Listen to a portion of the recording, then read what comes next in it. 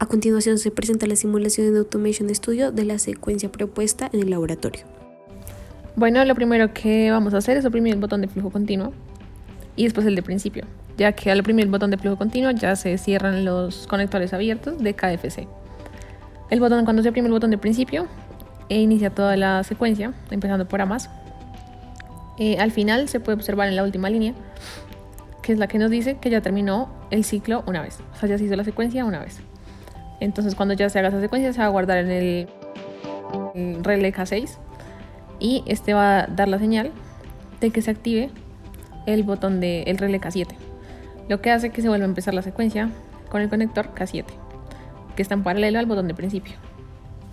Cabe mencionar que arriba en la línea del voltaje de 24 voltios hay un conector normalmente cerrado de K6, que lo que hace es resetear todo el sistema desde el principio hasta el final de todo el circuito.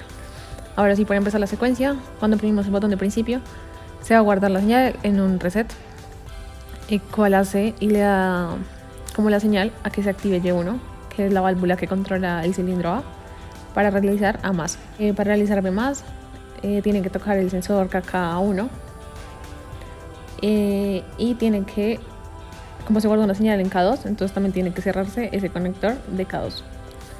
Ahí se hace B+. Para hacer B-, tiene que tocarse KKB1, que es el sensor de B, que le vamos a guardar en un relé. Este va a tener también su respectiva retención, ya que si no tenemos esa retención va a tener un ciclo infinito B. Cuando se guarde ya ahí en K3 la señal, tenemos que, como es una válvula no estable de retorno por muelle, entonces tenemos que cortar el flujo para que se devuelva ella sola. Entonces vamos a poner un conector cerrado de K3, el que nos da la señal de que se va a hacer B-. Para realizarse más, tiene que haber pasado relé K3, ya que KKB0 es una condición inicial, entonces va a estar activo. Entonces por eso ponemos ese contacto normalmente abierto, para que cuando ya pase K3, o sea, es decir B-, se active. Ahora sí, C+. Ahí va a activar el solenoide Y3. Para hacer el segundo ciclo de B, volvemos a la línea del solenoide Y2 y nos guiamos de la línea que está en paralelo al primer ciclo para que el cilindro salga. La línea siguiente tiene el contacto del sensor B1. Este contacto es el que indica que ya se hizo C+, y todo eso se va a guardar en K4 con su respectiva autorretención. Nos devolvemos a la línea 10, donde se tiene un contacto cerrado del relé K4, el cual se abre y corta la señal del solenoide, dejando que el cilindro se cierre. Para hacerse menos, nos guiamos de la línea 16 utilizando el sensor de B0 y un contacto abierto de la señal anterior. Esta señal es la que indica que se hizo B-. Utilizamos esto debido a que el sensor es una condición inicial, y esto le da señal al solenoide Y4 para que se devuelva el cilindro. Guardamos la señal que se va a hacer C- en un relé que corta el flujo de corriente a la línea que hace C+ mediante un contacto cerrado. Para hacer A-, nos guiamos de la línea 17 utilizando la misma lógica que utilizamos para hacer C-.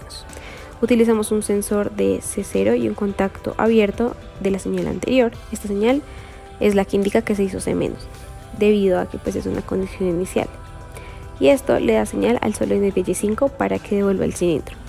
Guardamos la señal que se va a hacer en A- en un relé para que corte el flujo de corriente a la línea que va a ser A+ mediante un contacto cerrado. Finalmente, para hacer la parada de emergencia, simplemente pusimos un contacto cerrado al inicio que, si se oprime, apagaría todo el sistema.